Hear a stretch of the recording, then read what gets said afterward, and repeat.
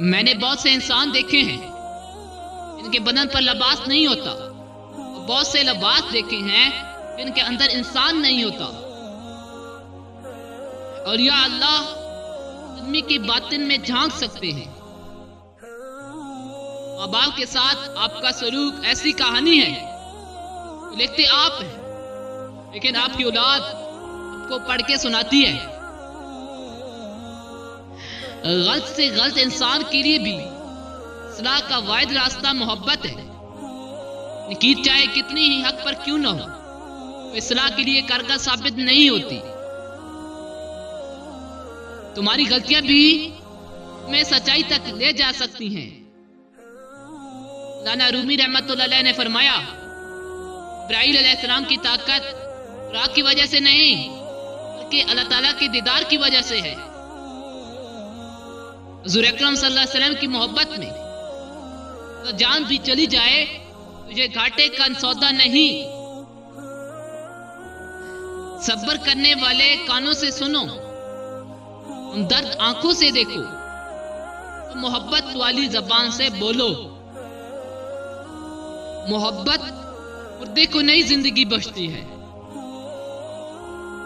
جب تک دل ٹوٹے گا نہیں، دل میں روشنی کیسے داخل ہوگی؟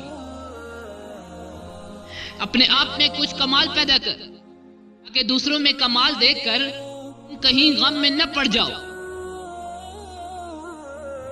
ٹوٹا ہوا دل خدا کی توجہ کھینچتا ہے۔ خوش نصیب ہے وہ روح خدا کے لیے روتی ہے۔ پرسکون ہے وہ جس کو کم یا زیادہ کی فکر نہیں۔ اپنے اندر تبدیلی کی کوشش کرنی چاہیے، یا اللہ کی صحبت اختیار کر کے تیرے اندر تبدیلی پیدا ہو جائے گی۔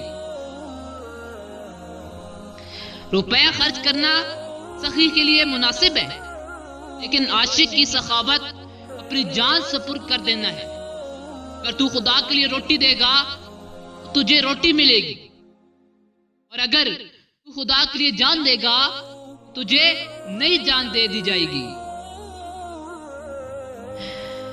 اگر تم قرآن کو آنکھوں سے دیکھو گے الفاظ نظر آئیں گے، دماغ سے دیکھو گے علم نظر آئے گا، دل سے دیکھو گے تو محبت نظر آئے گی، اور اگر اپنی روح سے دیکھو گے تو تمہیں خدا نظر آئے گا۔ 1000 قابل انسان مر جانے سے اتنا نقصان نہیں ہوتا جتنا کہ ایک احمق کے صاحب اختیار ہونے سے ہوتا ہے۔ اس دنیا میں کوئی خزانہ سانپ کے بغیر، کوئی پھول انٹے کے بغیر، اور کوئی خوشی غم کے بغیر نہیں ہے۔ عشق حقیقی تمام روحانی بیماریوں کا شافی علاج ہے۔ میں نے شمس سے پوچھا تصوف کیا ہے؟ اس نے کہا دل میں خوشی محسوس کرنا جب دکھ ظاہر ہو۔ جس نے حضور مصطفیٰ صلی اللہ علیہ وسلم سے تعلق پیدا کر لیا، اس نے اپنی نجات کا راستہ اختیار کر لیا۔ برا دوست سانپ ہے، بردار سے دور رہے کہ وہ بری عادات کا زہر تجھ میں نہ ڈال دے۔ سچی بات سننے پر ہر شخص قادر نہیں ہے۔ ہر پرندے کی خوراک جیل نہیں ہے۔ اللہ کی بارگاہ میں اپنا پرانا مال یعنی نیکیاں دے کر سلطنت یعنی آخرت حاصل کر لے۔ اگر میرا علم جو انسان سے محبت کرنا نہیں سکھاتا تو ایک جاہل مجھ سے 1000 درجے بہتر ہے۔ دین کے راستے میں جب مشکلات پیش ہو، ہمیں حضرت بلال رضی اللہ تعالی عنہ جیسی ہستیوں کی زندگی پر نگاہ ڈال لینی چاہیے۔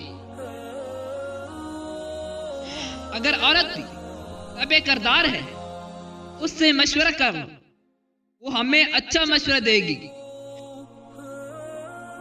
وہ عاجزی اختیار کر، جو ایک مجبور حادثے کی ہوتی ہے۔